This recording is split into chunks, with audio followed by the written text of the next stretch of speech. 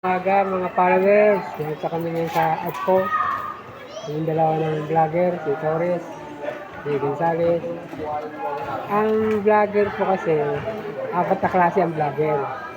Yung una, si PBB Mac, ano yun, nagpapatawa yun, tumutulong sa mga bata. Ang pangalawa, si Jose Hernandez, ang vlog naman niya iba. Pagka ikaw ay may kamalian sa gobyerno, siya yung sumasalungat, siya yung maharang, siya yung nagbubunyag. Pangalawang vlogger yun. Ang pangatlong vlogger, ito yung, halimbawa, wala kang bahay sa probinsya. Ang bahay mo, bulok-bulok. Magagawa ka ng bahay. Si Matuban na vlogger, na mag-ama. Yung pang-apat na vlogger,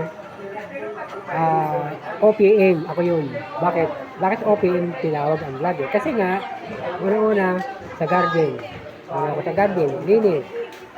Tapos sa bubong, meron ako magkakandintero. Meron din ako mag-cook. Dati akong cook sa hotel, kami doon. Tapos, saka sa Hangriman, sa Baclaran. Meron din akong sumayaw. Dati akong DI. Meron akong kumanta. Kahit pa paano, divorce. Yun. Saka, marami kong talent. Tuturo ako ng martial art, taekwondo, judo, karate, combat. Yan ang vlogger na OPM, ako yun.